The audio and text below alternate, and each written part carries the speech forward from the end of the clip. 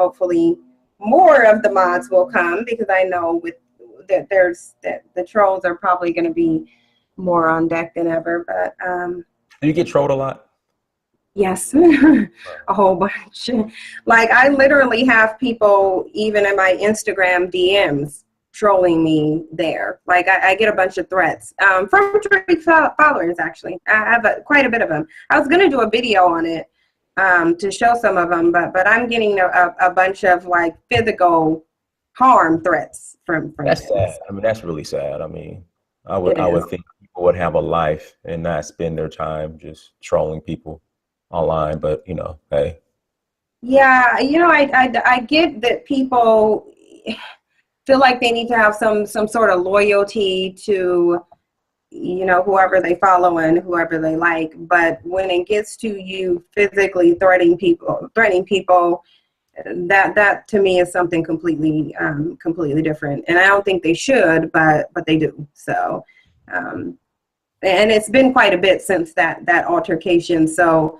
I think we can actually, before we get started, we can address those things. Okay. All right. So, you know, thank you for having me on, Cynthia G. I appreciate it, but I thought it was important that, you know, we address some allegations that have been brought up or made this past week. I'm pretty sure you're aware of what happened to Tyreek in regards to him being swatted. Yeah. And a lot of people online are pointing the finger at you, stating that you released his address and that the white supremacists got the address from you, and that you're working with white supremacy, you know, hand in hand. Therefore, they were able to call in the fake bomb threat or whatnot. And, you know, I guess he was allegedly, I mean, that's what they said. He was the white supremacist, that he was holding his wife hostage. I think it would be good to address that, because those are serious allegations. And I think, you know, we should be transparent and people should be able to hear both sides of the story. I think it's BS, but I think people would feel better if it was coming from you stating that.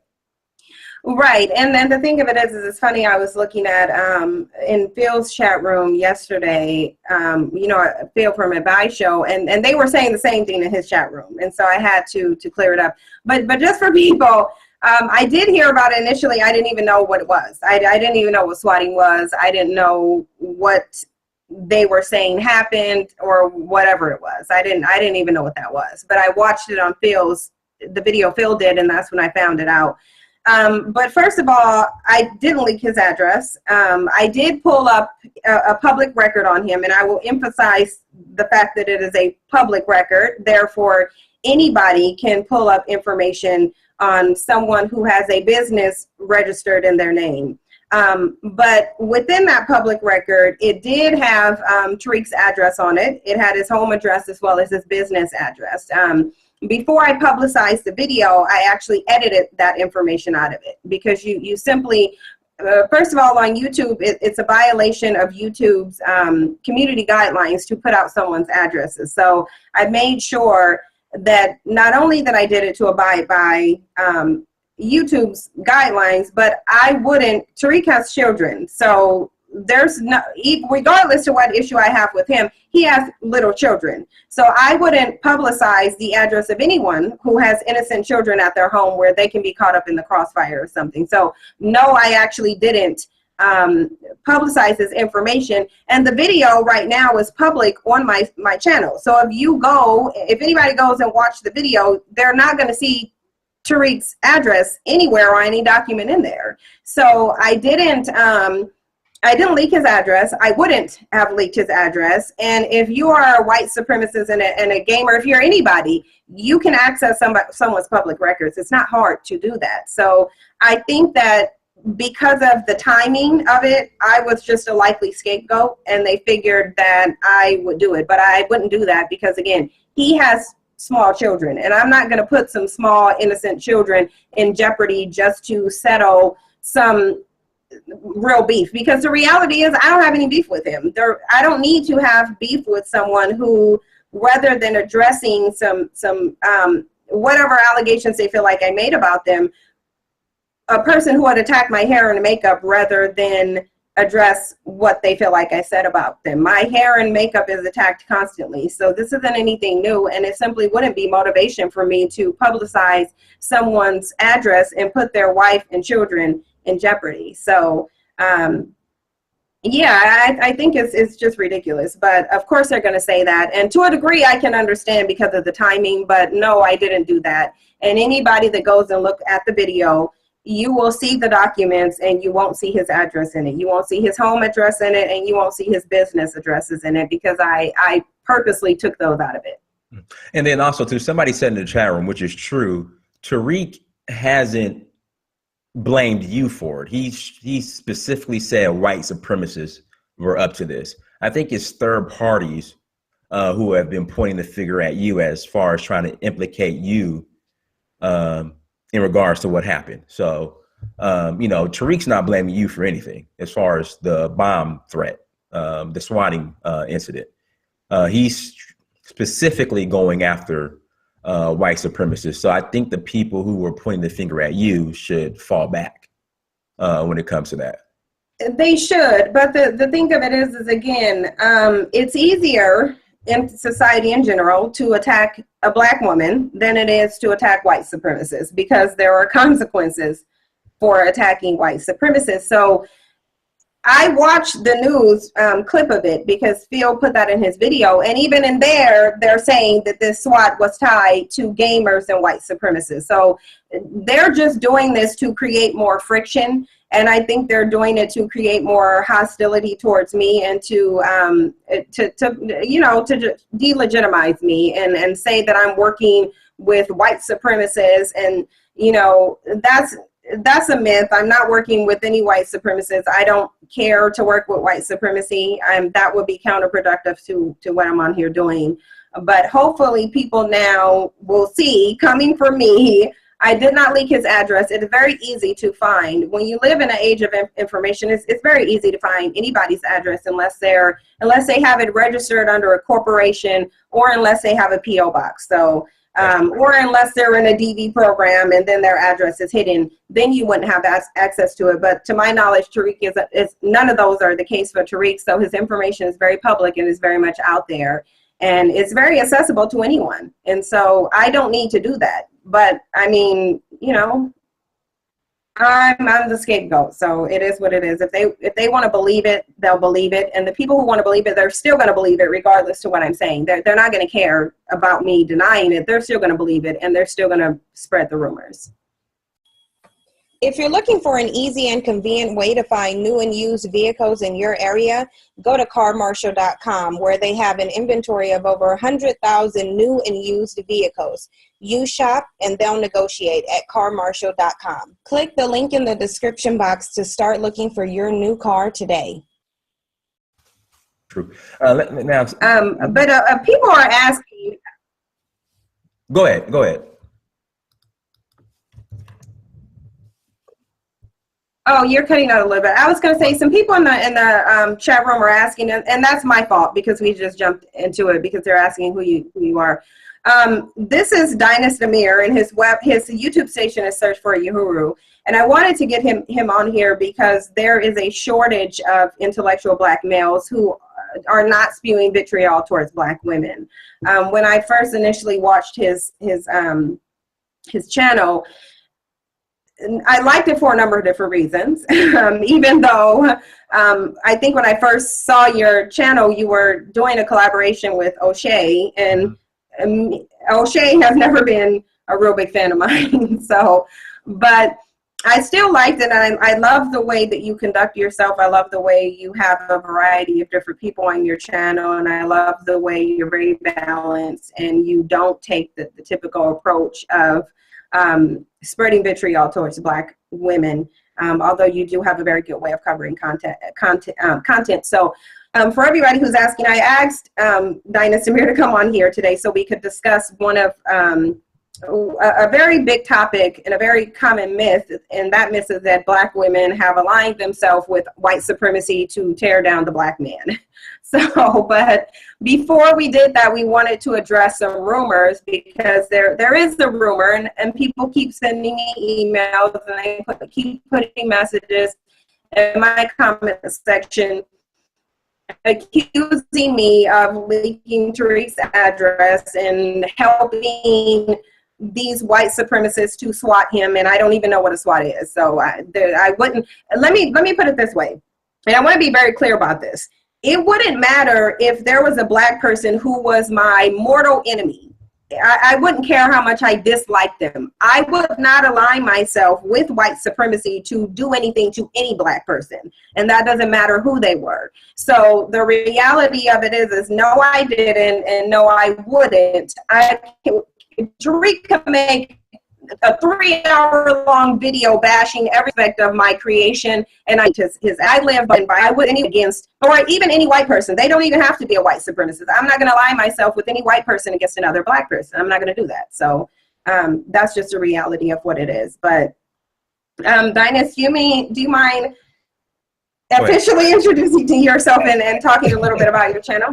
Hey, what's going on, everybody? This is Dinus here. My page is Search for Uhuru. There's some feedback. Search for Uhuru. Basically, started my page. The objective was to connect the diaspora with Africa, and it's grown from there. We cover a lot of topics, but the main focus is the relationship between the Black diaspora and Africa, and building that relationship and building that bridge. So, but I mean, in building that bridge, obviously, we have to speak on issues that affect Black people. And a lot of it has to do with the Black man and the Black woman, and our relationships, and really setting the record straight, because there are a lot of platforms on YouTube in which it's just Black men bashing Black women all day, and sometimes vice versa, Black women bashing Black men. I'm a believer that it's, we both need to hold ourselves accountable. We're both just as guilty in regards to where we're at today as a people. And we both need to work together, because without the Black man and the Black woman coming together, there's no Black community. So that's where I stand. I definitely, and again, and I like that, and I think that trying to bridge the gap between Africans and African Americans, I think that's a great theme, because you have a ton of videos about that, and I think it's good to actually bring continental Africans on your channel to discuss certain things too. One of the biggest misconceptions is that I am against Black men. Right. Yeah, I was going to ask that too. So we need to set the record straight. Of course, people have been saying that Cynthia G is anti-Black male. Cynthia G does not hold Black women accountable.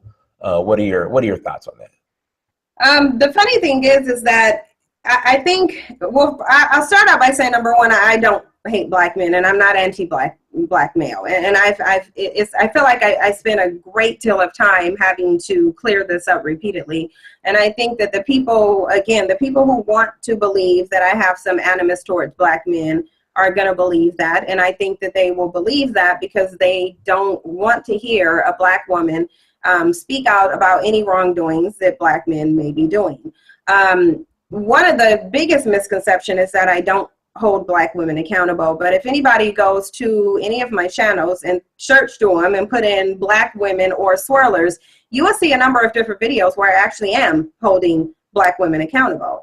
I'm not going to sit here and I never have acted like Black women were completely innocent in anything, but I typically hear Black men saying, well, Cynthia G doesn't hold Black women accountable. But then when I ask them, well, what would you like for me to hold Black women accountable for that you feel like they're not being held accountable for right now? They can't even articulate what it is that they feel like Black women is doing that they're not being held accountable for. But the reality is there isn't anything that Black women are not being held accountable for that Black men are. There just isn't. And if someone, even anyone in the comment section, and I usually open it up to commenters and callers, and I'll ask them, like I was just on a panel video, and I couldn't even get anyone to directly answer one question. So I think that this whole I hate Black men derives from the fact that, number one, we have a culture within our community where nobody can mention anything that Black men do. I think we have a culture in our community where Black male accountability is just absent and I don't even want to say it's lacking. I want to say it's completely absent. And then I think that we have so many different Black men tearing down Black women that if they see the reverse of that, then they want to attack it and they want to call it hate for Black men. But if I hated Black men, I can tell you, number one, I wouldn't date Black men.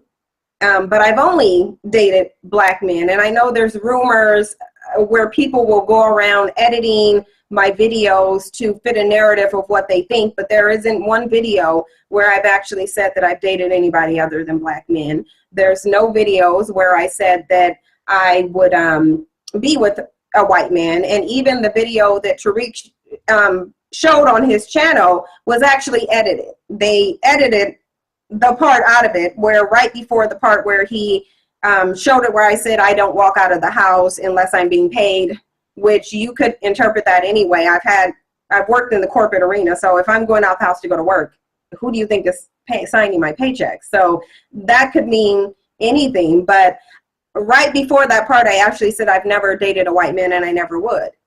And they purposely edited that part out because it's easier to believe that as a Black woman that I am up here saying what I'm saying because I have some animus towards Black men, rather than the fact that there are Black men who are engaging in very problematic behaviors. And they have been, you know, for at least the past 60 years, and nobody really wants to delve into that. And that doesn't mean that I hate Black men. That means that there are behaviors that are being engaged in that is in direct detriment to our community. And if I did not care about Black men, if I didn't love Black men, if I didn't feel like as a Black woman my liberation was tied to Black men, I wouldn't say anything at all. Actually, I would just be completely indifferent. If I wanted to be a bed wench, I would actually just go be a bed wench, and my life would be a lot easier right now. I probably wouldn't have Black men in my inbox threatening me over another man. So I would have a lot less stress, because white people troll me and call me a Black supremacist, which obviously they're hearing my message as in direct opposition to them. And then Black men get in my inboxes and in my comments and they call me an agent of white supremacy. And I don't understand that. Cynthia, let me ask you this. Where do you think this misconception of Black women partnering with white supremacy came from? Like, can you give me an example of Black women of when they sat down in a room with white supremacists and they said, hey, this is how we're going to take down the Black man? Is there any examples of that? Well, the funny thing is that we have a history where white supremacist males have been successful in taking African men and women off of the continent, bringing them to the Americans, throughout that process on slave ships, raping them, starving them, beating them, and murdering them without the assistance of Black women. They spent hundreds of years with them on the plantation, going through psychological turmoil, buck breaking, rapes, without the assistance of Black women. They went through Jim Crow without the assistance of Black women. And then somehow now all of a sudden Black men are running around with this narrative that somehow white men needed to team up with Black women via feminism to take down the Black men. Clearly, white men don't need the assistance of Black women to take down Black men, and they never needed them to do that. So I don't know where they're getting this from, aside from the fact that over the past years, you've had popular so-called scholars and leaders sending the message that somehow Black women have been aligned themselves with white men via feminism and child support and a number of different social political venues that were created when Black people were on a plantation, somehow to take down the Black men. And I don't understand this logic. It doesn't make any sense to me. But I think that it goes back to the fact that Black women are a better scapegoat than addressing white supremacy. So I think that they would rather tell themselves that Black women are over here aligning themselves with white supremacy rather than face the fact that they're not doing anything to deal with white supremacy. Now, shout out to Ear Tree and Dude. He brought up, and there's a video of this, Black women bragging about kicking the man out and replacing the man with welfare. That's been somewhat documented. What are your thoughts on that? Well, first of all, the man in the home rule was only for 4 years. And actually a Black woman is the one who got that law thrown out. Now, and this came from a man who has been dedicated to debunking that. And you can actually look up case law. It's King versus Smith case law, where there was a Black woman. She was on welfare and she had children by her husband or one man, and then she was in the home with another man, and welfare tried to take her off of it. So she took it to the Supreme Court, and that was actually overturned in 1968. So the thing of it is they can look up this case law. It's very, very easy to do if you want to get it, if you really want the truth. So even that rule was only there for a 4-year period. It was only there from 1964 to 1968. So that's number one. But then number two, the welfare rules differ in each state. So while there may have been some states that said you can't have a man in the home, that wasn't the case for all states, because my mother was on welfare. And when they found out that she had her husband there, all they did is add him to welfare. That's all they did.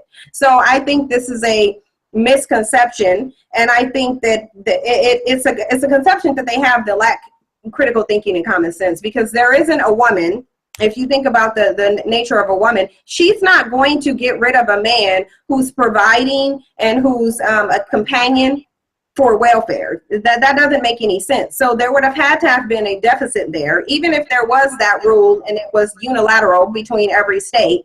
Even if that was the rule, there would have had to be a deficit there anyway, because you can't just go get welfare. There are some criteria that you must meet. So even at the very least, if the woman took welfare, what do you want her to do if she doesn't have a way to provide for the child? Like, should everybody starve and be destitute? Or what would they have wanted these women to do? But that's a misconception anyway. But even if it wasn't, what would they have wanted the women to do? True. What I noticed, Cynthia, is there are a lot of Black men whose platforms, all they do is bash, in which they have platforms in which all they do is bash Black women. They will never call out non-Black women on their fuckery. Like, they forget about MGTOW. There was a case maybe last month where a Black man who was married to a white woman, his white wife killed him. I mean, there are a lot of cases of where Black men are being abused and murdered by their non-Black spouses, either white, Hispanic, or whatnot. Why do you think that's so? Why don't they ever address issues like this? Well, because I think with these men, and really I shouldn't even call them men because they're not really men, but the people who sit up on YouTube and bash Black women, if you really pay attention, they all have a number of different things in common. Number one, they'll be sitting there talking primarily about one group of Black women, and I think we know who this person is, where he'll primarily talk about dark-skinned Black women, and he's a dark-skinned Black woman himself. So I think a lot of these things stem from self-hate.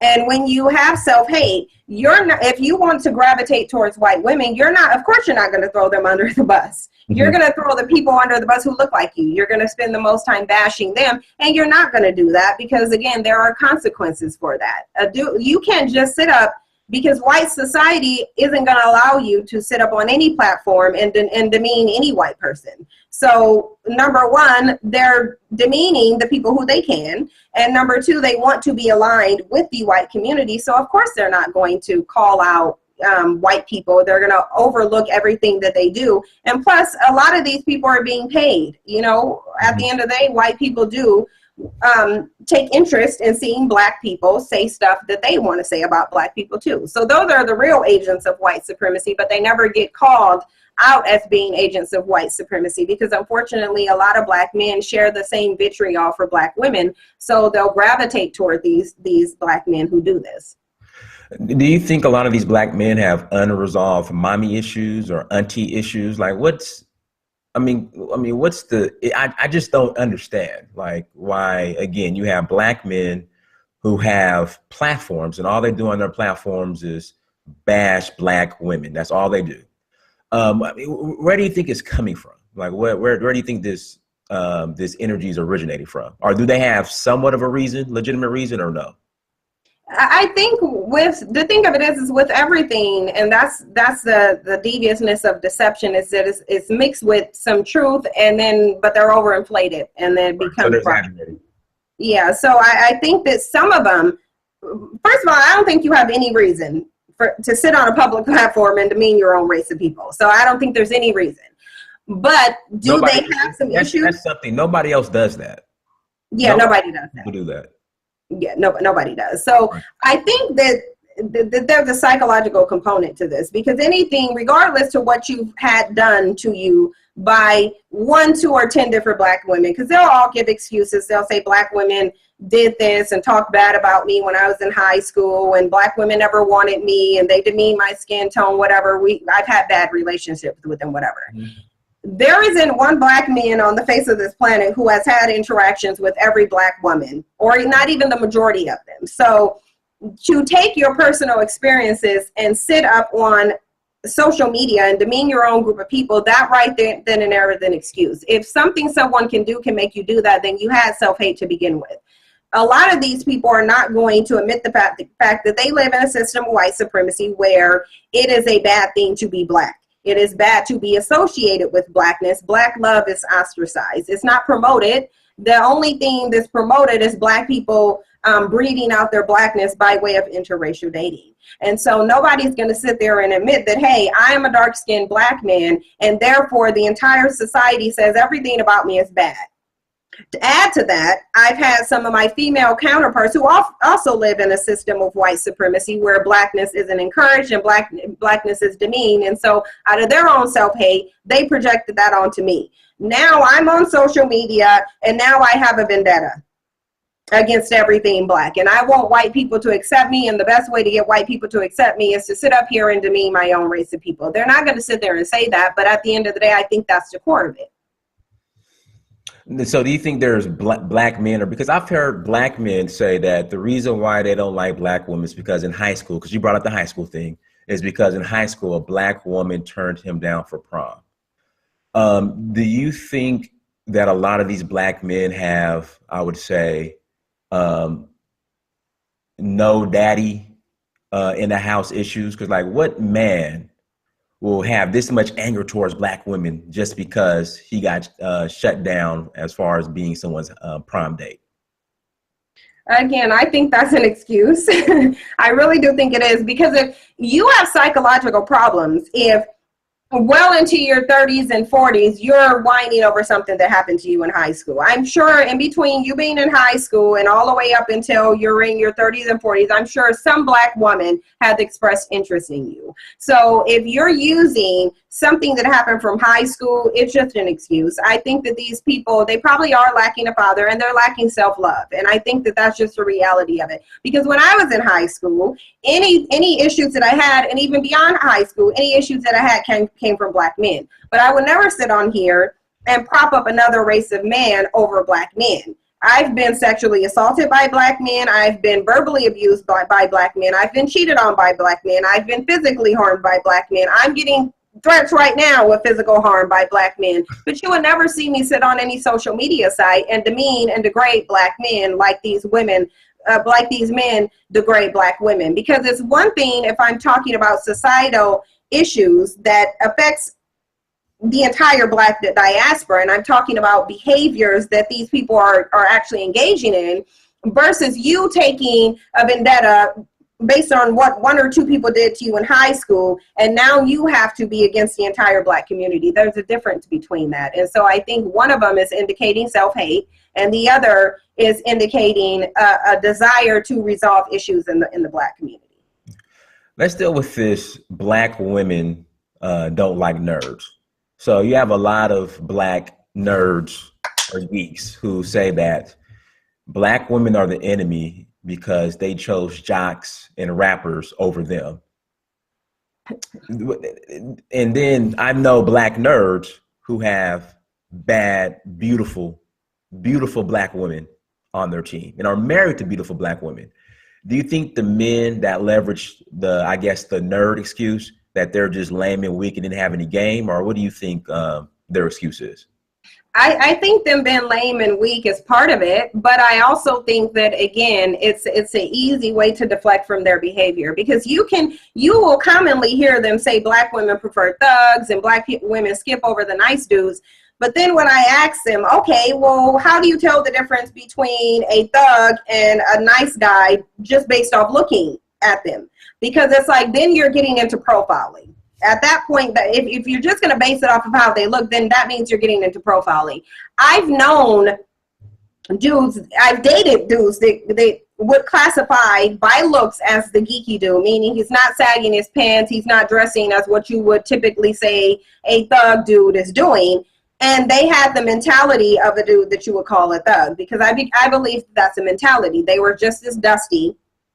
They were just as immature and just as non-committal as you would think that a thug would be. So I don't think Black women are running around intentionally passing up good men for the sake of getting a bad guy that's going to leave them a single mom. That's not true. And I think that it's an easy scapegoat to say that than to say, well, maybe I just don't have any personality. Maybe I can't carry a conversation. Maybe I'm not getting the crust out of my eye, or maybe I have bad hygiene or something else that would account for it. It's easy to say, well, these women just don't want good guys, because most of them that are saying that, they can't even describe to you what a good guy is. They can't tell you how a woman is supposed to judge whether a guy is good or not based off appearances, because everybody's attracted to looks. You're going to be mostly attracted to how a person looks. You can't gauge a person's mentality by how they look. So I think they're just making excuses for their own dust and their own shortcomings, and they're trying to project it. A nerd isn't going to be, somebody simply being a nerd isn't going to stop them from leaving you a single mom. It's not going to stop them from verbally abusing you or physically abusing you or not having a job or any of those things. So I don't even understand what are you talking about when you say, well, they just overlooked them. Well, maybe this guy seemed more interested than you did. Maybe he approached her a different way than you did. Maybe his conversation and they connect on different things, and she doesn't have anything to connect with you on. Because if you can't even carry a conversation and you have no social skills, then how is she going to build up a connection to even like you? All right, let's deal with the single Black mothers are the reason why we have what's going on in Southside Chicago. Let's deal with that. Should single Black mothers be the blame for what's going on in the inner city, as far as Black men selling crack, killing each other, joining gangs, drive-bys, and all that other stuff? Should we be solely blaming that on Black single mothers? Of course we shouldn't, because my first question is going to be, where is the father? That's going to be my question. I'm going to say women are not self-producing. They're not self-impregnating. So someone had to get her pregnant. So where is the man that was happy when he was laid up with her, creating that child, raw dogging with no condom? And then when the baby came, now all of a sudden he's acting brand new, like he didn't know his sperm had to fertilize her eggs. So my question would be like, where are these fathers? And that's the thing that they don't want to be accountable for. They don't want to be accountable for the fact that, yes, there is a high amount of single parents, single mothers, but the only person who can create single mothers is absentee fathers. So where are they at? And then the funny thing is when you bring it back to where is the father, then they'll bring up this CDC article and say, well, the CDC just did a study and said Black fathers are there. Okay, well, you can't have Black fathers being active and then a bunch of single mothers at the same time. So they're picking things to suit their narrative. But what's going on in Chicago is white supremacy, economic disenfranchisement, and a lack of opportunities for these people. They're not being educated because you can't have black people. I'm a firm believer that black people, black students should not be being taught by white women. Most of your teachers are white females, and they're funneling people from the school to prison pipeline. That's what they don't want to talk about. They want to just blame it on these single mothers. But then when it comes back to, okay, well, number one, where are the fathers? And number two, what are you doing about white supremacy to provide more opportunities to these men so that they don't have to take the crime as a means of supporting their family? Because the reality of it is most of the crimes that black people commit anywhere, not just in Chicago, are economic crimes. But they don't want to address that. What are your thoughts on feminism? I don't like feminism. I think feminism is counterproductive. I think black feminism. I'll say black feminism is counterproductive because white feminists get results. They get stuff done. They get laws passed. They get all of these movements going on. Black feminism doesn't do anything except drive a wedge through the black male-female dynamic. But I think just as much as black men can say black women aligned themselves with white feminism, they've also aligned themselves with white male patriarchy because that's the only patriarchy they know. So there's no possible way they could be stemming from African patriarchy when most of them are running around here saying they're not Africans, they're Hebrew Israelites, they're copper colors, they're Aborigines, and they're Moors. From Turtle Island. Right. So how are you all of that? Turtle Island. Right. So how are you all of that? But then you're over here talking about your patriarchy. What patriarchy? You the only patriarchy you've been exposed to is Western white male patriarchy. So why are you talking about her aligning herself with feminism when you know you aligned yourself with patriarchy? It's like you know you did. You're copper color, that doesn't matter. You're still over here with this Western patriarchy. Yeah, I'm an indigenous Hebrew Israelite Navajo Cherokee Mo from the Moorish sovereign colony. From Turtle Island. All right, so let's stick on patriarchy. So are you for patriarchy as long as it's, I guess, from an African perspective, or like what's your thoughts on patriarchy? I'm actually for neither. I'm for neither patriarchy or matriarchy. I'm for a partnership. And I think that people will sit here and they'll try to say all 54 countries in Africa was 100% patriarchy all the time, and that's just false. I mean, there's a reason why power was matrilineal, okay? There's a reason why power went through the mother. And you couldn't have a system of patriarchy, but power is matrilineal. And that's how it's been in Africa. And that's how it still is in certain parts of Africa. And that's why you have Asian men over there marrying African women so that they can have rights to land and rights to power. So I think that when we say this patriarchy is needed, I think, again, whose patriarchy are they referring to? Because if they actually researched the patriarchy that was going on in Africa, they would see that it was more of a partnership than a patriarchy. I do believe men should be at the head of a household. I do believe men should lead. I think that men have physical, biological abilities that make them capable of things that we are not capable of. And that puts them in the automatic position of, at the very least, protector. So I think that the men should be the head, but I don't believe that we should have a dynamic where women are just under the foot of black men. I think that doesn't work because we already live in a patriarchal society. So I think it needs to be based more on a partnership with the man being the lead, but he's working with the woman to make everything work smoothly and effectively. And as far as the Asian men marrying these African women, in most cases, the Asian men are getting these African women pregnant and then leaving and going back to China and leaving them as single mothers. So a lot of that is going on.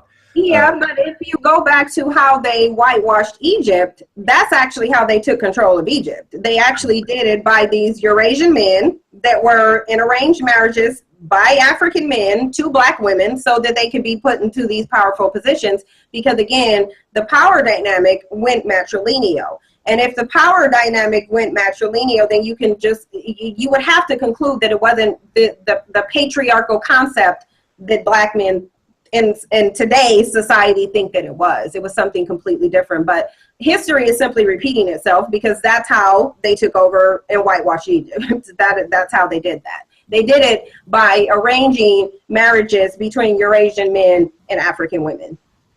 What about black men who are saying, fuck it, I can't stand black women, I'm going MGTOW? Like, are you familiar with MGTOW? How do you feel about men going their own way? I think it's another movement created by white men that black men have attached themselves to. True. And they're sitting here complaining about feminism. But again, this is a second movement that white men have started that you've attached yourself to. I think for those men, if they feel like that they should do that, then they need to go do that. But I don't think it's going to be productive for them. I think that you have a lot of men in our communities who simply don't want responsibility. They don't want to be challenged. They don't want to live up to the standard of what a man should be. So they attach themselves to these little dumb movements that are counterproductive, and they want to call it MGTOW or Black MGTOW or whatever. You didn't create that, a white man did. And now you're once again shipping off of something that a white man did because you're not smart enough to realize that you are not a white man. What works for white men does not work for you, nor does it work for you getting your women to submit to you or whatever. So so you have a lot. Do you believe the? Hang on for 1 second. Go ahead.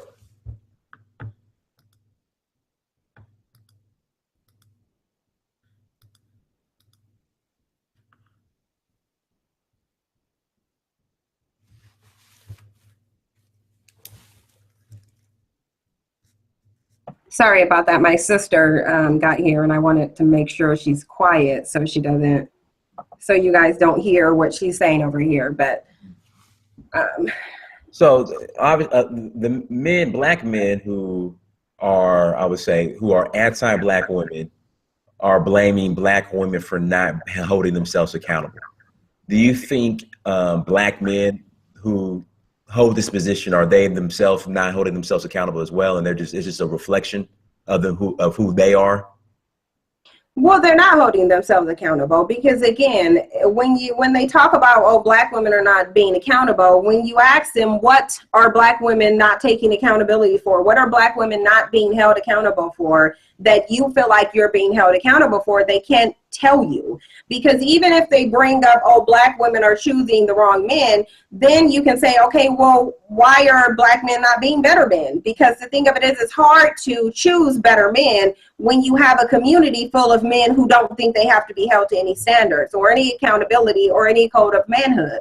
So I would like to know, what do they want black women to take accountability for? Black women are bashed consistently. Literally, when it rains too much outside, black women are blamed. So what do you want black women to take accountability for that you feel like they're not taking accountability for? And then furthermore, what are black men going to take accountability for? Because it seems like whenever we have these conversations, whether it's single mothers or whether it's welfare or child support or white supremacy or anything, it falls on the shoulders of black women. So it's like, we are being held accountable for everything. I feel we're blamed for everything. We're blamed when they go date white women. We're blamed when white women falsely accuse them of rape. We're blamed for feminism. We're blamed for the Me Too movement. We're blamed for what Bill Cosby is going through. Well, what are we not taking accountability for? I don't get it. What about, I wrote a question down. Now, somebody in the chat room, and let's go back to the, the reason why a lot of men are going MGTOW is because, they're getting women pregnant or they're getting married, getting divorced, and then they have to deal with child support, alimony, just the court system in general. Are those legit reasons to go MGTOW? Well, I honestly don't even know what MGTOW is. I know you said it's men going their own way, but I don't know what that encompasses. So to me, I don't. What do they mean by they're going their own way? I don't know. Like, I was supposed to have a MGTOW guy on, but he backed out. So I think that just going their own way, meaning are they gay? They're not dating women. So they're gay? I don't know what they're doing.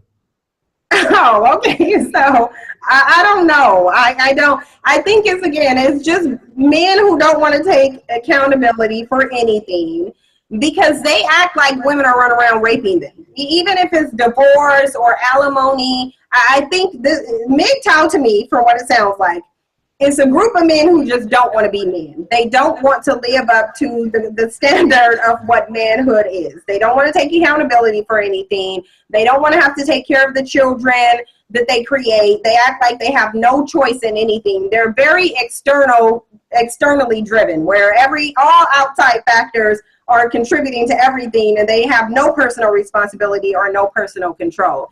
If a man doesn't want to have a child, there are ways that he can prevent himself from getting someone pregnant. They act like they don't know how conception works. Look, I'm sitting here with eggs right now, and they're not getting fertilized. And they won't be fertilized unless a man chooses to put his sperm inside of my body, knowing that I'm not going to get on toxic birth control. And if he chooses to not wear a condom, then that is on you. Like, why do they think? I don't understand. At some point, accountability has to be taken for something. At some point, you can't just say that you're blameless for everything. And I feel like that's what these MGTOW people are, just a group of black men who just don't want to take accountability for anything. It doesn't make sense to me. Let's see what we got going on in the chat room here. But this Khadijah Hunter said MGTOW is addicted to boys. It sounds like they might be. Yeah, it's weird. I still don't understand MGTOW. I'm supposed to have somebody come on. I don't get it either. But they maybe Google knows. Let me Google it and see what Google says. Google MGTOW, because I just don't understand what MGTOW is. Now, Cynthia, in what way should black women hold themselves accountable? Okay, hold on for a second. So it says men going their own way. This is according to Wikipedia, is a mostly pseudonym online community of men supported by websites and social media presence, cautioning men against serious romantic relationship with women, especially marriage. The community is part of what is more broadly termed the manosphere. MGTOW have vowed to stay away from women, stop dating, and not have children. MGTOW focus on men's self-ownership rather than changing the status quo through activism and protest, making MGTOW distinct from the men's right movement. So basically, it's a bunch of nothing. Yeah. Because that doesn't make any sense. So basically, they're closet homosexuals. Shout out to the gay community. So how should black women hold themselves accountable as far as the condition that the black community is in today? I think that black women could do a better job of vetting men. I think that they definitely could. I think we in general need to take more time getting to know men and just getting to know mates in general. I think that, you know, in one breath, they're telling black women to raise their standards and then saying their standards is too high. So I think if they're not going to really change anything, then it's up to black women to set a standard for themselves and then don't deviate from that standard. If a man does not bring to the table in terms of mentality what you think they need to bring to the table, then you shouldn't be dealing with them. I also think that a lot of women don't know what they want. I think they don't know what they want. They're going by what society tells them they need to desire in a man, rather than thinking for themselves, getting to know themselves and what they want in a man. And I think that there are women who, upon knowing that a man is dusty, they still continue to deal with them. And you need to cut dust bunnies out. That's what you need to do. You shouldn't be getting pregnant by them. You shouldn't be leading with your sexuality, and you shouldn't be basing your relationship on what this man wants. You need to think about what you want too. And I think that women really, I really think women need to have more discernment over who they have fun with versus who they are in a relationship with. Because we tend to be the ones who want to buy to be in the relationship with the men, and we don't even know if he's worthy of our commitment. And I think that women need to start vetting men to see if he's even worthy for a relationship. Everyone is not relationship material, and I wouldn't pursue a relationship or an emotional attachment to every man. And I think that women are doing that too much and too often, and it's leading them to heartbreak and to having children with dusty men who are not capable of raising effective children. Do you think there's an agenda to I would say, emasculate or feminize black men and masculinize black women? Of course, of course. Like anybody who would deny that there is an agenda to feminize black men, there has to be something mentally going on with you. Of course there's an agenda. I mean, the reality of it is in society, since you live in a westernized white patriarchal society that says white men can be the only dominant ones. Black men are naturally dominant, okay? So of course you have to effeminize them in order for you to be dominant, because they can simply say that they're the most dominant, but black men's natural dominance is going to speak for themselves. They're the reason why black men are sexually desired by every race of women on this planet. And it's not because white men just went out there and said, we're the number one dominant people. The system of white supremacy isn't going to change the natural fact that black men are very dominant. So what they're doing is they're trying to insist, they've already created a system that is wholly unnatural. This is not the natural order of things. This is a very unorganic society. But within this inorganic society, you have black men who are still very, very masculine and black men who are still natural alpha males. And that doesn't work in a system of white supremacy where white men want to be the number one on top. That doesn't work. So now they have to take unnatural methods to feminize the black man so that he can shine, because he's still not shining in his own system. This system is to make the white man shine, and it's not doing that. Black men are still the sex symbols of society. So they have to effeminize. And then to add to that, they're not comfortable around a black man who's not effeminized. That's the only way they can be comfortable. That's the only way they can live around black men, is if he has an effeminized mindset. And that's just a reality of what it is. So I believe they're working overtime. And unfortunately, they're being quite successful in it. Golden Pineapple made a comment, and I want to address it, and I want to get your opinion on it. I'm not trying to be rude, but these dudes in Atlanta are real feminine. Not all of them, but a lot of them. Now, a lot of black women might get upset about what I'm about to say, including you, Cynthia. I feel as if out of every demographic of people or black, I would say out of every demographic of women on this planet, for some reason, black American women celebrate male homosexuality than any other women on this planet. And with that, I agree. And with that, you're getting what Golden Pineapple is speaking on. What are your thoughts on that? I do agree, but I wonder, I feel like there's a fine line between celebrating them and just accepting them. So I think they be going crazy. They're celebrating them. They be celebrating them. You're right. There's a difference between acceptance and celebration, like tolerance and celebration. They be going crazy and celebrating them. I really think so. I have heard that they say black women celebrate gay men. The thing of it is, though, if black women stopped celebrating gay men, would that lower the rate of gay men, though? Gay black men? If we stop celebrating them, would that somehow make these men stop being gay? Because I don't think it would. I think that, and then the media, if it was cut down in the media, I think so. I think it would just increase the amount of undercover gay black men. I don't think that it would change anything, because there's already a social stigma against gay black men. There's already a social stigma against them. So that social stigma isn't making them not be gay, and it's not making them be openly gay. So I think that it wouldn't matter if black women accepted gay men. If they're gay black men, they're not vying for the attention of black women. They're vying for the attention of black men. So I don't see how black women celebrating them would bear any influence on them being gay or not. But what I do think it does is I do think it helps to normalize effeminate black men. I do think it does that. And do you think there's a double standard when, and I hear this often, black men who date white women, it's okay, it's acceptable. But the minute a black woman dates a white man, she's a bad wench, and then vice versa. If a black woman is dating a white man, black women, some black women celebrate it, but the minute a black man is dating a white woman, there's an issue. What are your thoughts on this double standard?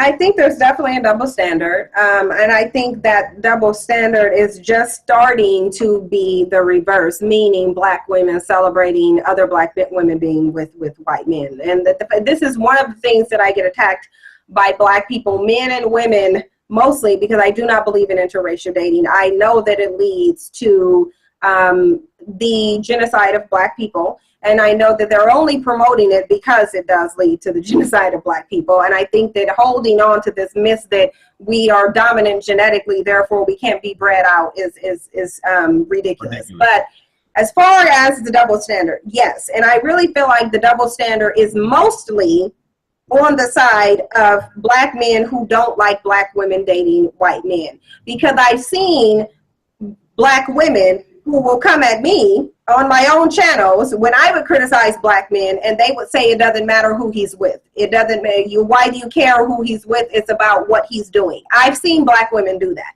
I have not seen Black men do that. Immediately, when a Black woman is dating a white man, she's immediately a bad wench, without a doubt. She's a bad wench, no excuses, no exceptions. Automatically, she's a bad wench. But I've noticed that if a Black man is with a white woman, everybody will make excuses for him. They'll say, well, what if Black women don't want him? They'll say, well, y'all wouldn't date him anyway. They'll say, well, Black women might have talked bad about him in high school. Y'all know this is not a person who y'all will be dating.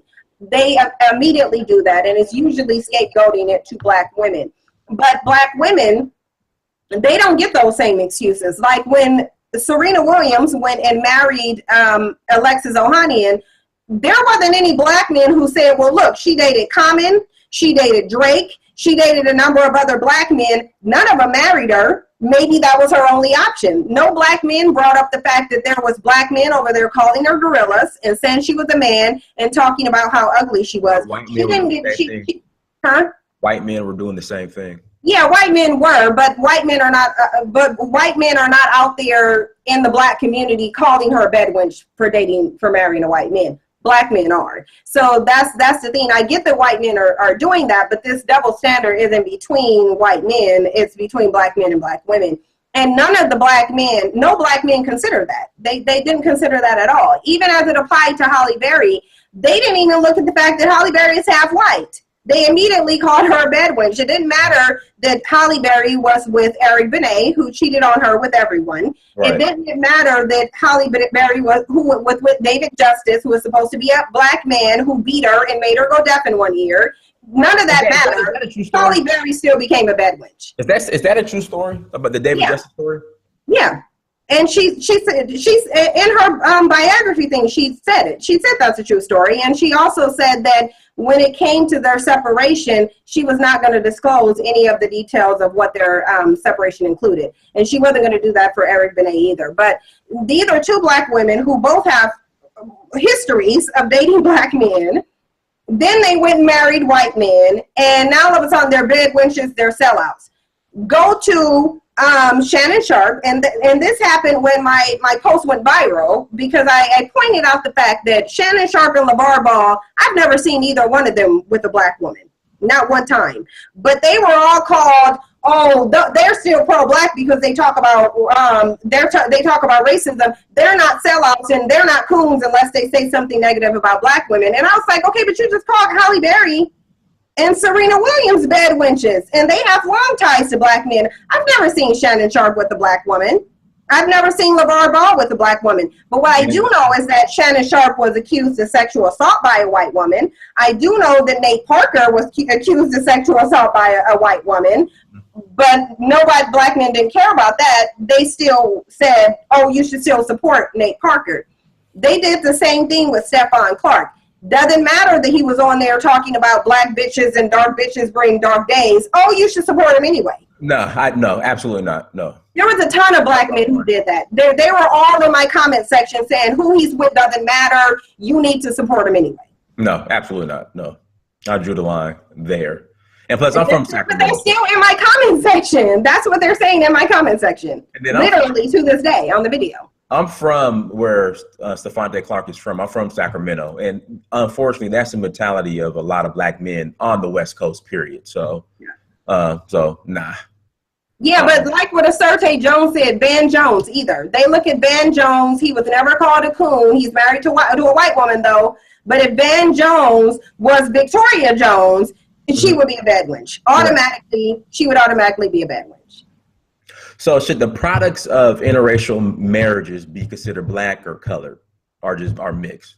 Like, I really think it doesn't matter what they're considered, because most of them grow up to marry and procreate white people anyway. So I really feel like they should just be known as agents that are going to. I think they should be looked at as the catalyst of your new oppressors. That's what they should be looked at, because I think it doesn't. The thing of it is white supremacy is going to call them black. That's just a reality, regardless to whether they want to be seen as mixed. And I always give the people, I have a mixed nephew, and his dad is white, and his dad liked to tell him that he was white. Therefore, he would say that he's white.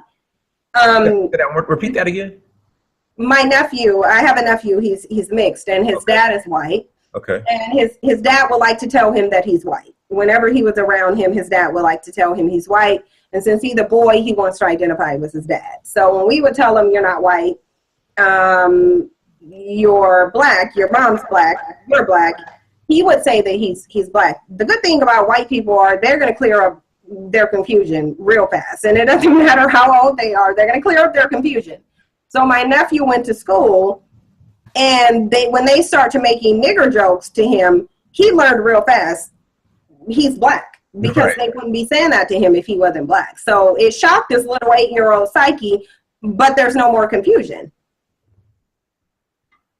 And so I think they don't have a choice but to identify as black in accordance to white society.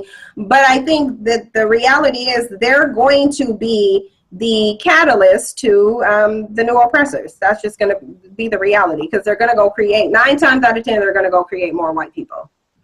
So Cynthia, how do we heal the relationship between black men and black women? I think accountability and understanding is the first thing, because the person, first of all, we have to, a lot of black people in the black community have to admit that they're broken. We have to admit that we are broken. We are psychologically and racially broken. And we need to admit to the fact that we have been conditioned to hate ourselves and to hate our blackness. And that a lot of vitriol that we have towards each other is coming directly from white supremacy. We've been conditioned to hate everything that's black. And I think that if we don't start there and think about that, we can't do anything. Because even if we take accountability, if we don't acknowledge the fact that we've been trained and conditioned to hate each other, then everything else is going to be a waste of time. But I think it needs to start there, where we need to start by saying, okay, well, we were born and bred in the system of white supremacy. It is in our DNA to a degree to hate ourselves. And we need to look at our other counterparts. We need to see them as an extension of ourselves. I think there are too many black men who don't see themselves as an extension of black women. So there's too many black people who are too far removed from, they have too much of an individual attitude when it's like, you're a collective group. You are the only two group of people who are going to look out for each other. Nobody else is going to look out for each other. So the minute that you guys give up on each other, you're just out there in the cold with no allies. That's just a reality. I think they're not taking that seriously.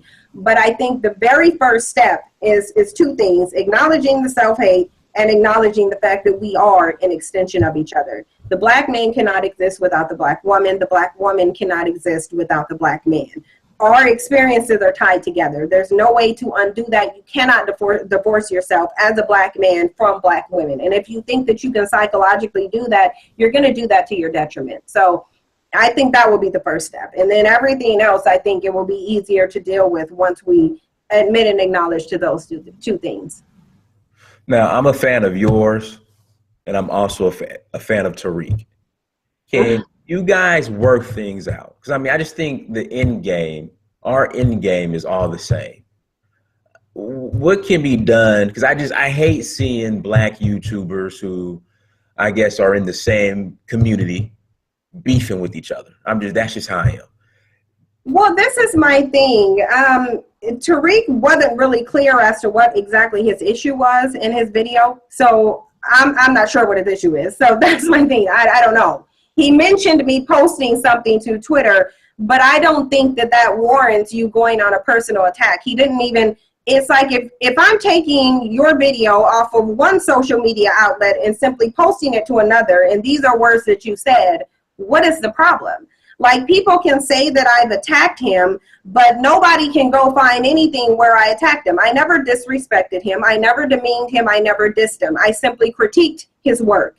And that's what everybody does. Like, even now, I just watched a video where a group of white men sat in there talking about how Tariq is a coon, Tariq is a fraud, and literally saying they will fuck Tariq's wife.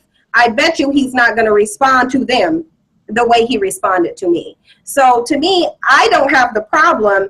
He does. Like, I don't know what his problem is, to be honest. I don't know what his problem is. He goes after the white supremacists now. He does. He doesn't go after them the way he goes after women. He doesn't. And I highly doubt, because I've seen things. For example, Tariq was on Tucker Carlson. Tucker Carlson brought up his MacBook, and he didn't freak out on Tucker Carlson. He didn't go into a span and say, oh, Tucker Carlson, you must be a cancer patient because you're wearing a fake toupee and you look like you're dying of cancer and all this, that, and the third. He didn't do that to him. So why am I being personally attacked for doing what white supremacist males do to you all the time, and you still be passive?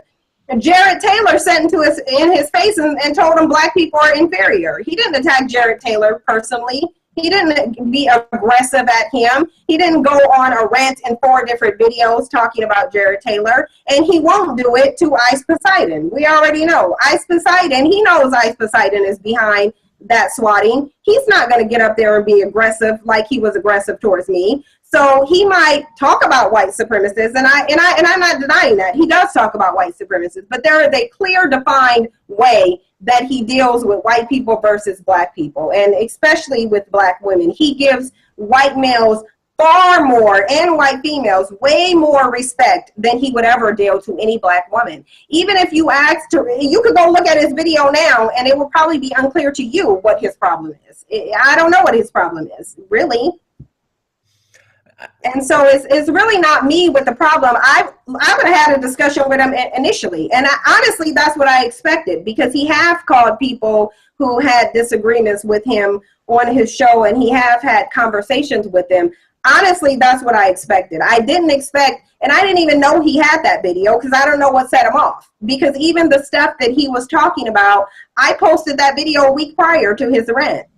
So I don't know what his issue was, and I would have sat down and talked to him. And I think that if he was able to have an articulate debate, I don't think that he would have set up in a video for 14 minutes talking about my hair and makeup choices. I don't think that he would have done that. I hope Tariq reaches out to you offline. You guys work things out. How about that? Can I put that out? Is that okay?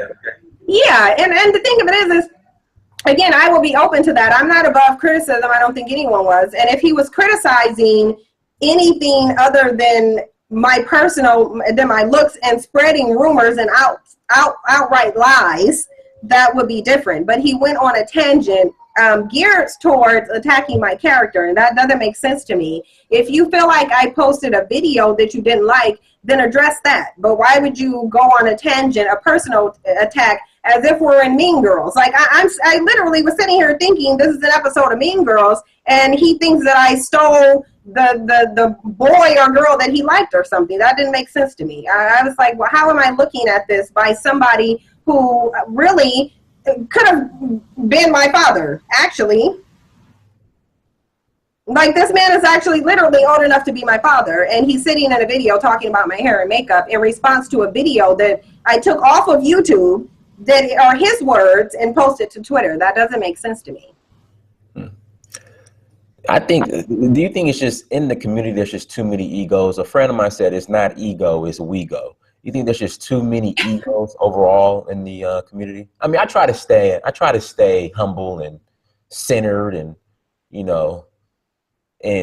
put the ego aside. You think just the egos and personalities are just killing the community? I think that there is, but I also think that there's I honestly believe that Tariq has some deep-seated issue with black women. After listening to some of his content, I really believe he has some deep-seated issues with Black women.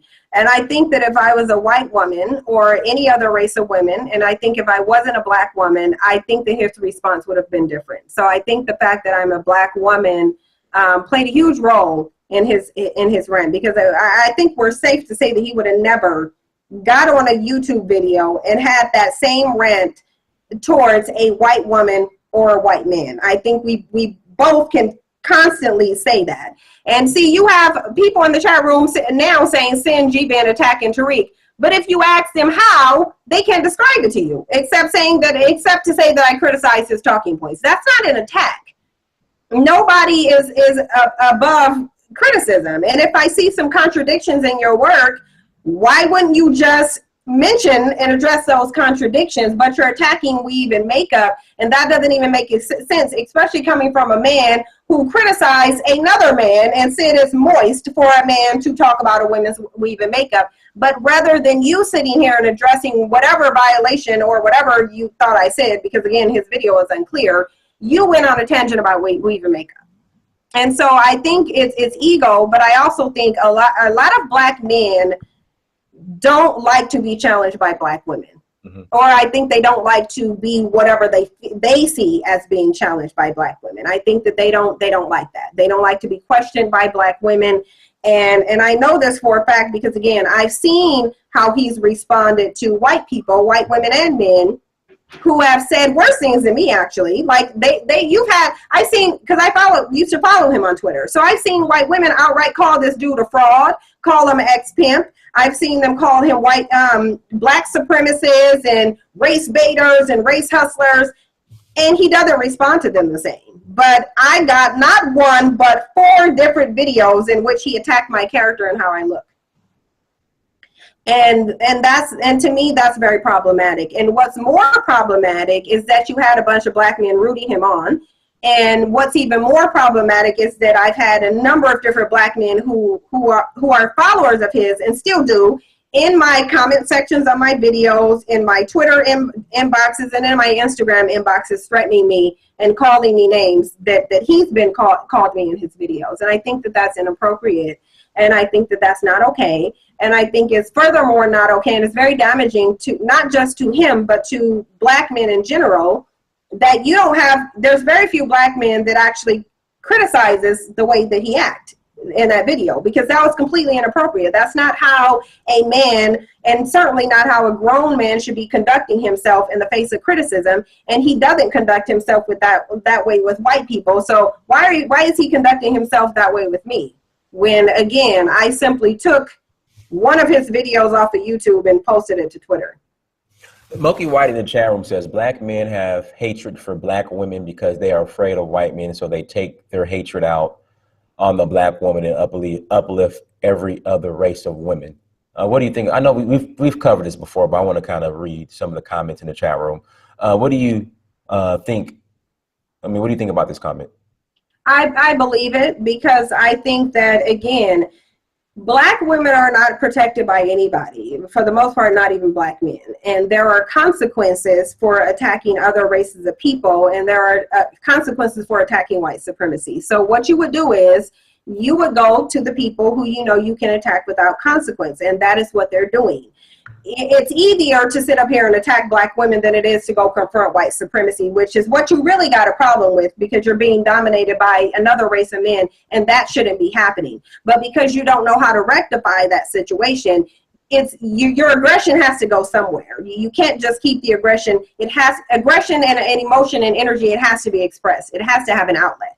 Since they can't address it with white supremacy, because white supremacy is saying, well, we got these guns, we got this prison system, and we can already kill you without impunity. So what are you going to do? We don't care about your aggression. You need to resolve that on your own. So since they realize that they can't do that, they go attack Black women. And I think it goes back to self-hate as well. Again, energy has to be expressed. Emotions need an outlet. So they can't go express that to white men. They're not going to do that. They know better. They can sit there and say that they're not being submitted, but their actions show that they know better. And if they didn't, again, you would have seen Tariq responding to everyone the same. He would have been just as aggressive with these white men and women as he was aggressive towards me, but he wasn't.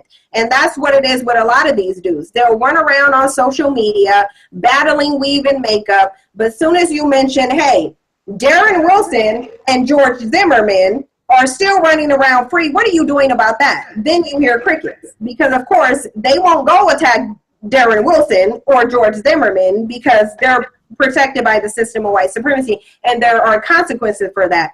But there aren't any consequences for attacking black women, so they're simply doing what they can. All right, Nubian Obadiah says, why did this man tap dance around what Cynthia is saying and just say you and Tariq need to come together? Now, I would say this, I'm not tap dancing, but I do agree, I would agree that Tariq definitely did not come for Tucker Carlson in the same manner that he came for you. I agree. So I'm definitely not tap dancing, but if you think I'm tap dancing, then that's your opinion. But what you said as far as Tariq coming for you harder than he did the likes of Tucker Carlson and Jared Taylor, I agree. You know, anybody could see that. I didn't look at it that way, but I mean, you brought that up and you pointed that out. So, I mean, I can't deny that. I do agree. So, hopefully I won't be accused of tap dancing again. Well, the thing of it is I think that you can sit on here and say whatever you want to say, and you can rest assured that Tariq isn't going to respond to you the same way. I can guarantee that 100%, because there actually have been black men, very few of them, who have made videos and said what he did wasn't appropriate. Why didn't he address what she said rather than going on a personal attack? And the problem is that there's no, like I said, there's no mechanism of accountability. There's no standard of manhood. Because to me, I grew up without a father, but I don't need to grow up with a father to know that grown men in their 40s should not be attacking women over their hair and makeup choices if they have a problem with something they supposedly said or did. That's what I do know. I don't need to have a dad at home to know that it's not appropriate for not only one black man, but also a slew of other black men to not only condone what he did, but to congratulate him on what he did. That's very problematic, and I don't see how anyone in the black community could think that would be beneficial, because they're more concerned about my response to Tariq than his personal attack.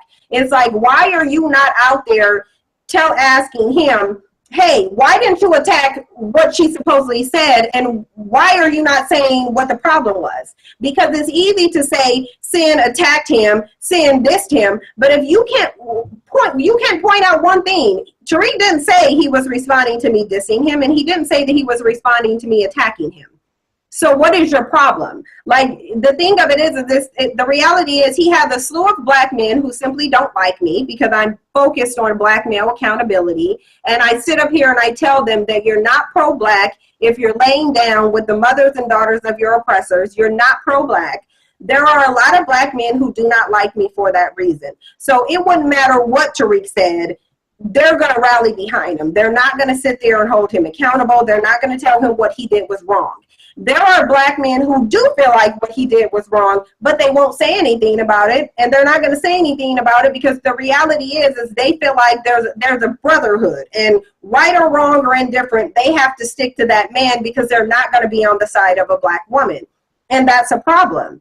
It's a problem when you have men in your community who you can see bullying essentially another woman, and you don't condone it, you congratulate it, or you sit silently and not say anything. That's not okay. Like, it's like men should have been addressed this dude, but they haven't. And I know they're not doing it because they feel like they don't want to feel the wrath of him. But the reality of it is that just makes you a coward. That reflects poorly on the black community. You don't think white supremacists sat up and saw a man in his 40s attacking a woman over her hair and makeup choices, and he's supposed to be about liberating the black community as he sits and downs and demeans a black woman and makes up lies and then insults the cancer community?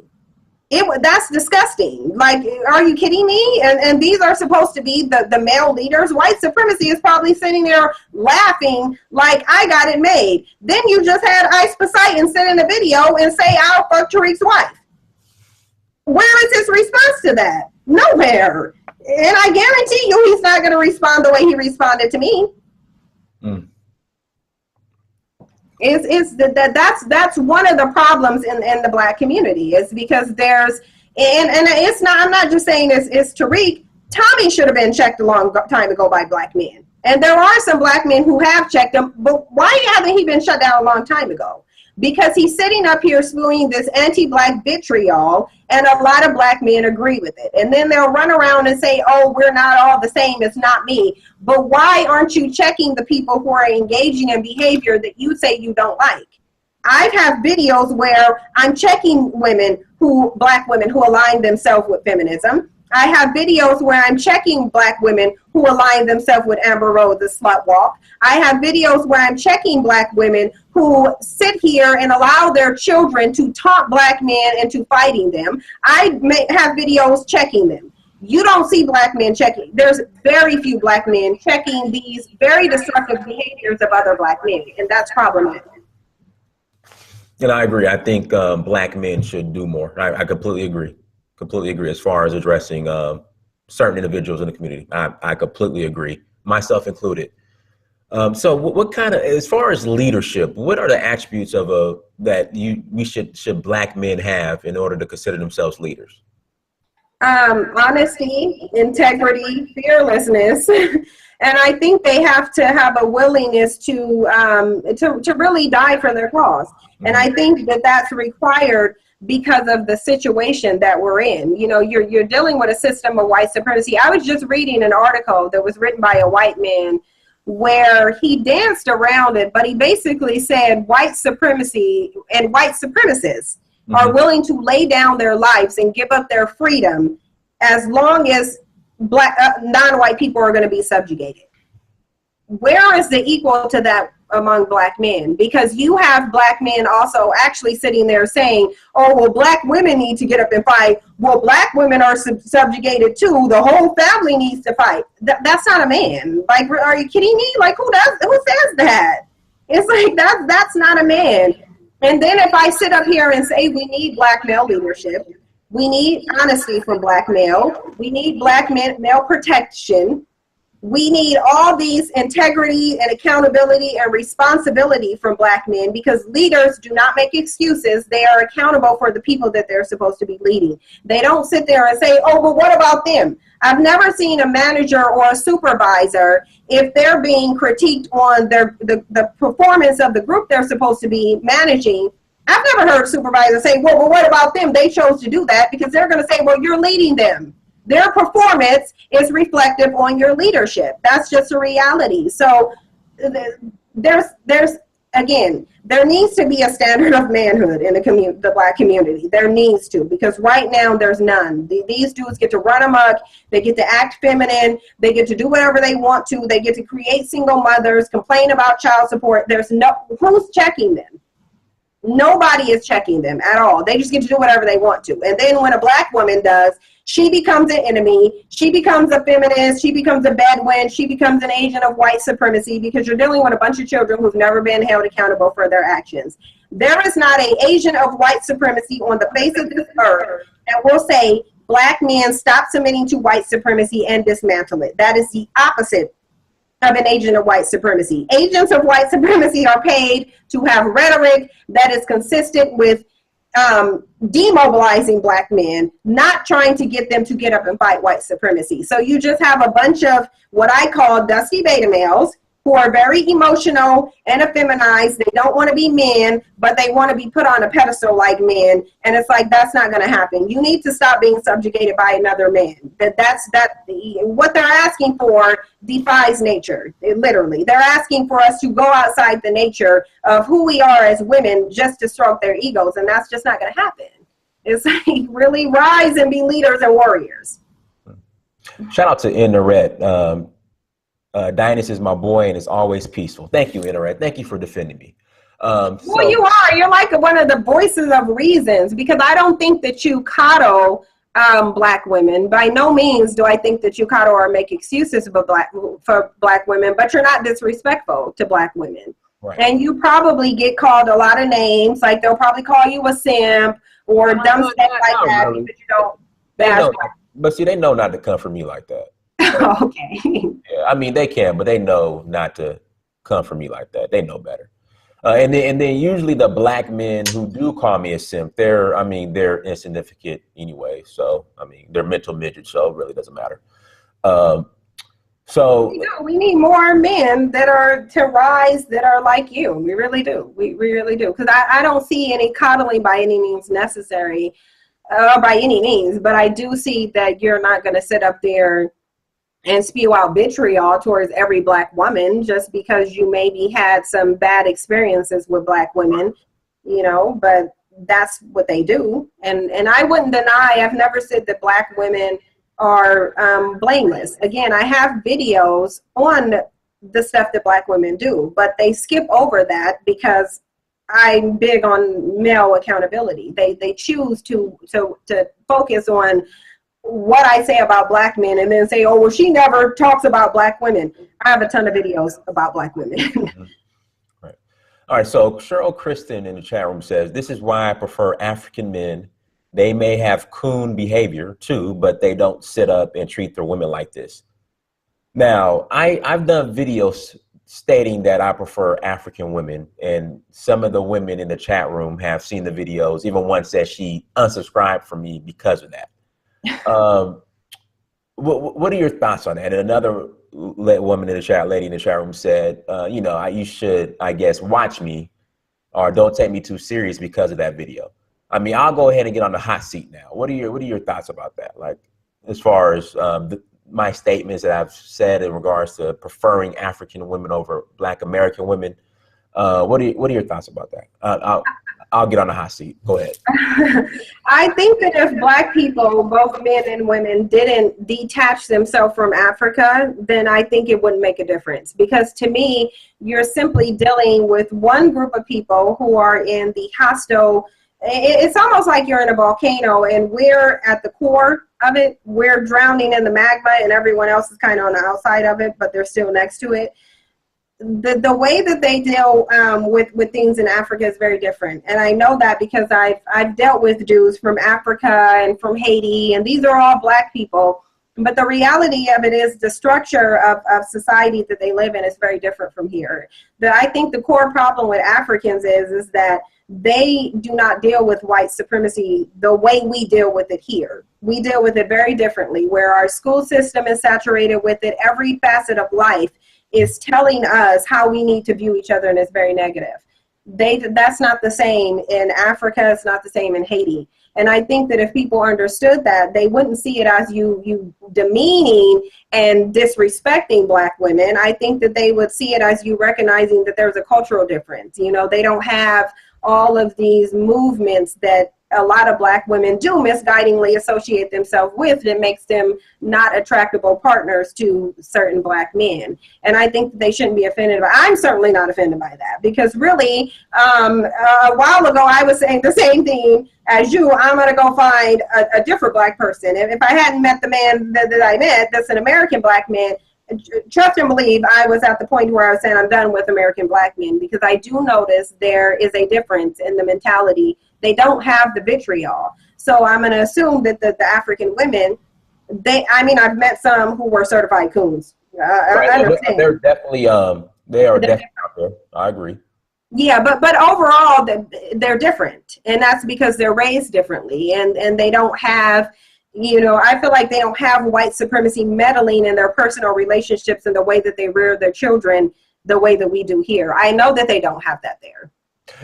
They do somewhat, but not like agree, yeah. Yeah, I mean, it's not as concentrated as it is here. Exactly. They're making a concerted effort to break up and dismantle the black family. They're working overtime to do that here. I think that even though they have plans to do that there, that's on the back burner, because they already know on the continent of Africa, of course, they're going to be the numerical minority. They don't even really care about that. But in America, where they feel like it's their country and they're becoming the numerical minority, they're not about to allow black people to just be a majority over them. So they have a concerted effort. They have a direct vested interest in our family dynamic here, and they don't have it there in Africa. So it's different. Okay. Now, Pam D. folks in the chat room I've also done a video, and I'm a Black American male, by the way. I've also done a video on why Black American women should date and marry African men. So, I mean, again, I'm balanced, I'm fair. So I'm just not singling out Black American women, if that makes sense. This is what I say when I say people like to focus and hone in on one specific message. They'll see one video that they don't like, and they'll assume that's your overall message on your entire channel. And then my videos, I've done a ton of videos defending the hell out of Black American women against all these Black men who all they do is videos bashing Black women. I don't see how they didn't see that. I don't see how they didn't see that, because I've seen numerous videos. All I've seen is your videos where you're saying you don't see what other men are seeing, where they see Black women as being Thanos, basically. Yeah. I've seen that. So how is it that, again, it's people focusing on, they'll see one video and they'll assume that's what the whole, what your entire channel is dedicated to, and that's not the case. And the thing is too, you know, if the shoe doesn't fit, then, I mean, why are you that offended by it? Because it does fit. I never said all Black American women. Never said that.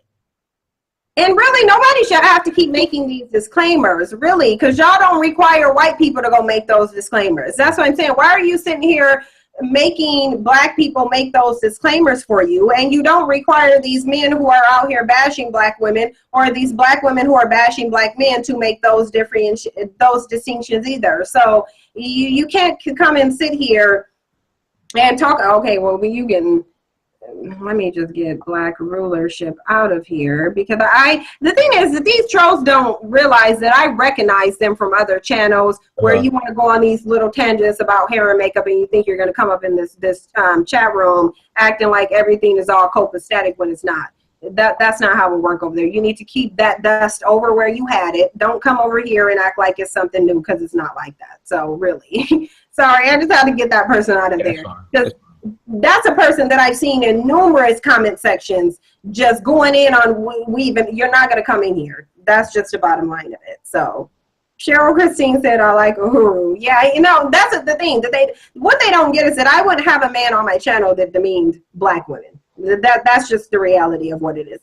No man will be on my channel and he has vitriol. So I ask men to come on my channel because I know that they're going to have a conversation that's going to be productive and geared toward repairing the relationship between Black women. And that's what I saw in your content. I saw that you were more for repairing the relationship than contributing to the vitriol.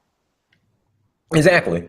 So, you know, again, they'll see one video out of the 550 roughly. Oh, Dinus ain't shit. Oh, Dinus is bashing Black women. It's like, what about the other videos I've done? So, exactly.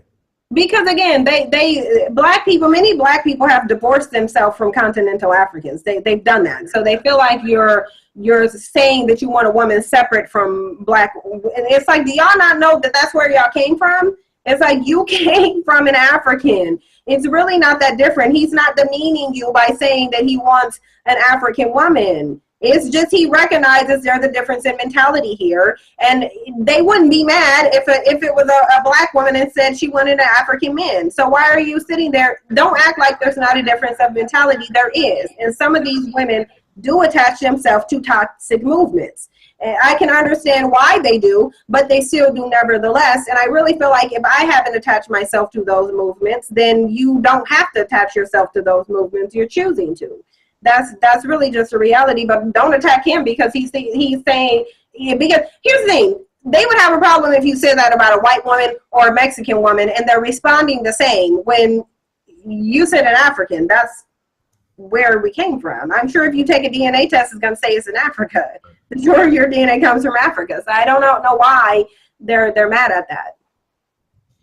Heart of Gold, I really enjoy your video you did on African spirituality. Please do one on Ifa at Search for Huru. I'm going to Nigeria in August to document that. So the videos will be up sometime in August. But I'm on the hot seat, Cynthia G. So anything you want to ask me, go ahead. You're on the hot seat. Well, the thing of it is I don't take issue with anything that you said. So if you're on a hot seat, it would be on the hot seat from the people in the comment section. Okay. But I don't take issue with anything that you said. I would question why O'Shea is on your channel, but it's your channel, and I can tell you what to do with your channel. And furthermore, it seems like I would say this. O'Shea is coming around. I was just about to say, it seems like he's ever since me and O'Shea connected, you see where O'Shea's been going lately. He's been going to Africa. Mm-hmm.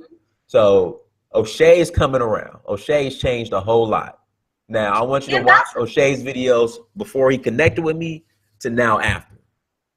And that's why I said, I told O'Shea in someone else's chat room that I would be open to have a conversation with him. I mean, look, again, I never had a problem with O'Shea. O'Shea had a problem with me. So that's the thing. He's had all these people who have problems with me. They've had problems with me. I'm not here to have a problem with different Black people. And I do understand that a person can have a certain mindset one day and then your mindset can change. Maybe something happened to you and you were misguided at that point, and then something happened to bring you around. And it does seem like he's turning it around a bit. It does seem, from the collaborations that I've seen that you've done, it does seem like his attitude is turning around.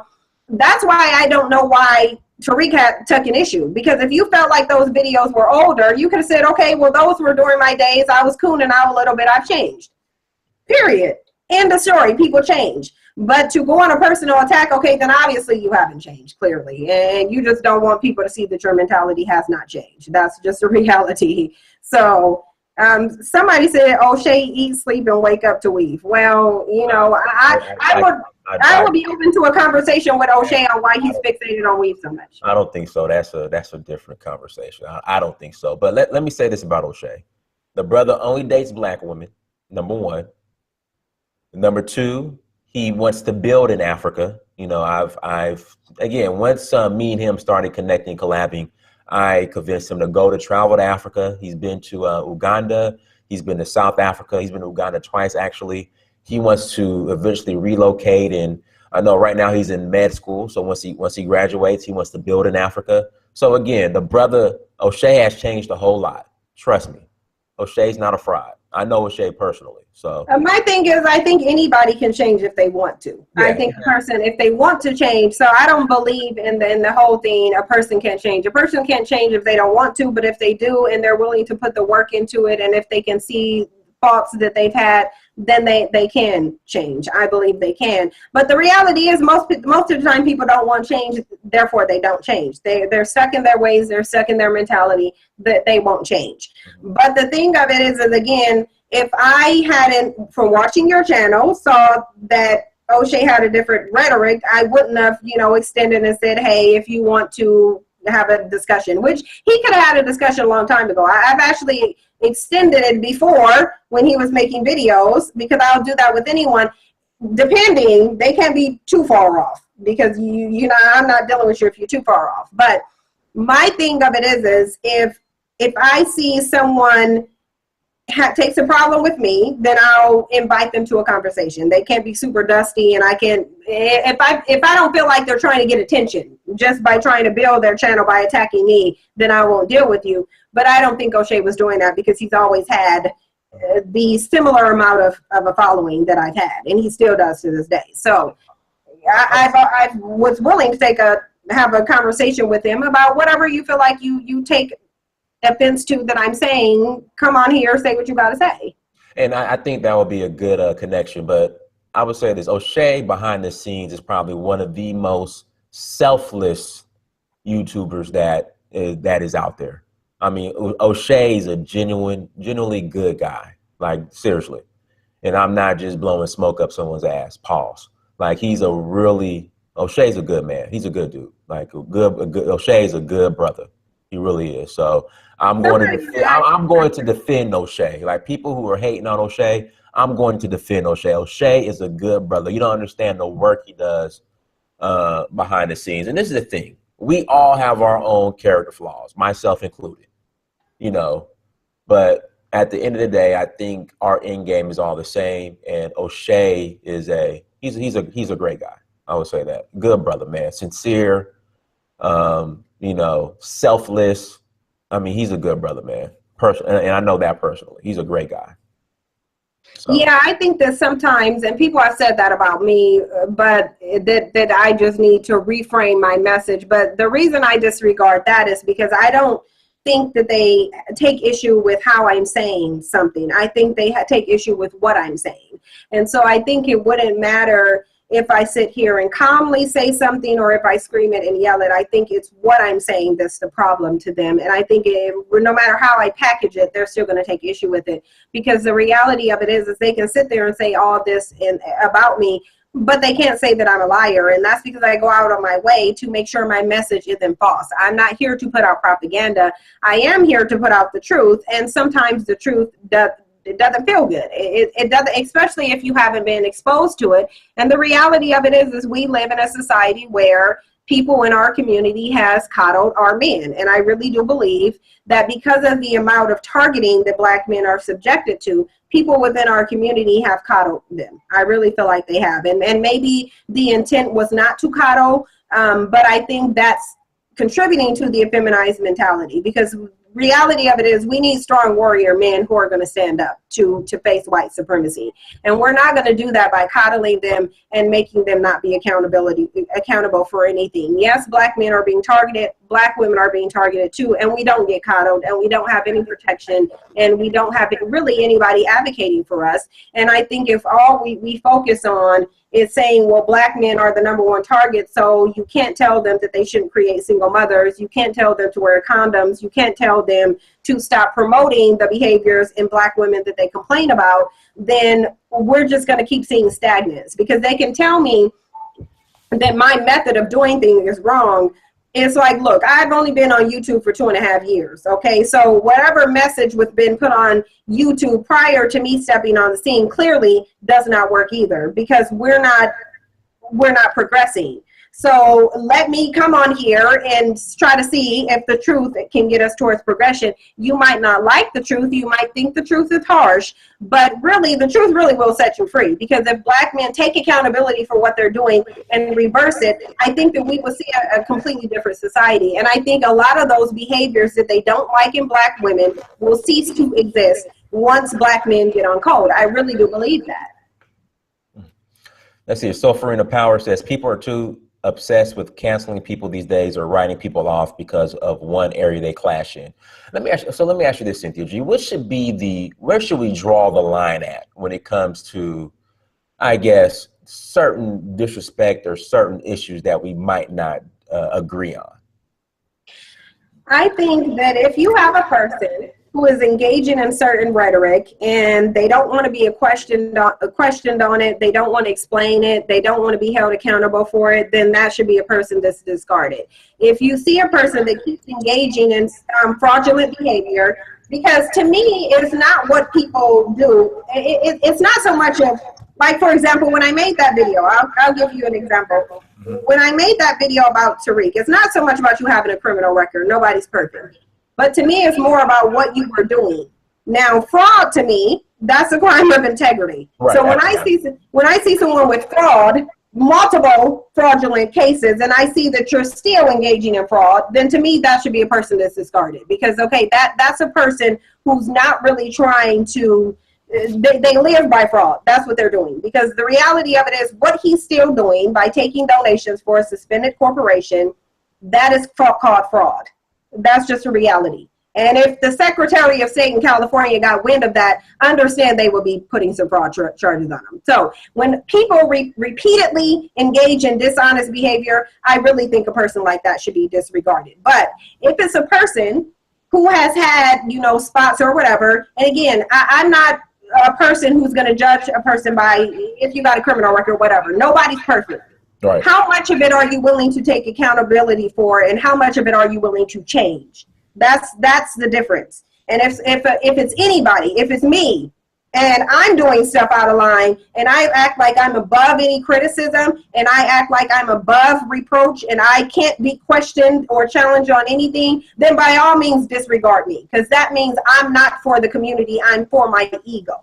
And that's the difference. And you can tell whether a person is for you or not based on if you bring something to say, hey, this doesn't look right, can you explain this? I have questions over this. And if they attack you, then no, that's not a person you should be dealing with. But if they say, hey, well, I'm open to a conversation about this, let's sit down, you tell me what issue you have with me, I'll tell you what issue I have with you, and we just have a productive discussion, then that's fine. That's why I'm saying I would extend that to O'Shea, and I've extended it to Crystal, and both of them have declined. Mm-hmm.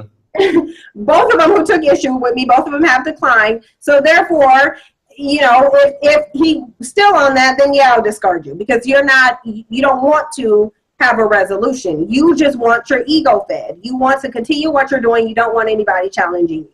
So that's what I think is the difference. I think that sometimes we are quick to discard Black people. But I think sometimes we're not quick to discard people enough, because there are certain people that shouldn't be trusted. They have repeated behaviors. Clearly, they're not going to change it. So why continue to deal with that person? I certainly wouldn't, but that's because I live by a different code. And I think that with Black people, we need to raise our standards in terms of who we choose to follow, because there's a reason why we're the most exploited group of people, and it's because we have no standards, we accept anything, and we refuse to hold people accountable, and that's a recipe for exploitation, and that's why we are being exploited by everyone. Well, Cynthia, if there's anything else you want to ask, go ahead. I have to get up early in the morning. Yeah, and it's late there, so just where people can find you, and I'm going to put it in the I'm going to pin it to the comments too, but I want everybody to be able to find you. I want everybody to be able to follow you on YouTube. Someone said in here, they just had one question, and they said in here, they want you to explain your preference on wanting African women, because they feel like you should only want African American women. Now, you can answer that if you want to. I personally don't think you have to. I don't think you have to explain your preference to really anyone, especially considering you're simply just going to a different culture of Black people. I don't think you have to explain that, but if you want to, you can. Yeah, well, I've done it on my channel. So, you know, if you want to subscribe to my channel, you're more than welcome to come on there. And I've addressed all of that. So, yeah. Exactly. And that says it. So, Cheryl said she's the only one been to jail. I haven't been to jail. I'll say that I haven't even been arrested. I have nothing on my record but some unpaid parking tickets maybe, and that wouldn't even be on my record. That went to collection. So that's the only thing y'all find on me. You wouldn't find anything else. But otherwise, where can we find you? Search for Uhuru. So go to YouTube, search for Uhuru, all one word, all together. I know some people are like, Dennis, I can't find you. Well, what were you looking for? I was searching for Uhuru. No, it's search for Uhuru. So go to YouTube, search for Uhuru is my page. Please subscribe, please like, all that good stuff. Make sure you guys hit the like. But look, we have 476 people watching, only 215 likes. Guys, you could be more, don't be so stingy with the likes. Hit the like button, everybody. Really? Yeah. And do you let people follow you on Twitter and Instagram? Yeah. So search for Uhuru on Instagram, Snapchat, Twitter, and Facebook. Search for Uhuru on all those platforms. So make sure you guys go there, like, subscribe, share, and all that good stuff. But hey, I appreciate you. I appreciate the conversation. And in closing, Cynthia G is not anti-Black male. No. Cynthia G is not working with ICE Poseidon. No. Okay. And I would never. I don't care. So there we go. All right, just, so. I don't care how much I dislike a white person. I would never team up with a white person. That's just a reality. But thank you so much for coming on here. Hopefully we can do it again. I know you got to get up early, so I would want to be respectful of your time. But thank you so much for coming on here, and I really do appreciate it, especially you being open to have a dialogue, especially if there was anything that you disagreed with me. You're open to no problem. I mean, anytime. I think these dialogues are important. So, anytime, just let me know. They are. Well, thank you, and I hope you have a good night, and I think everybody enjoyed you as well. So hopefully we'll do it again in the future. No problem. Peace. All right, bye.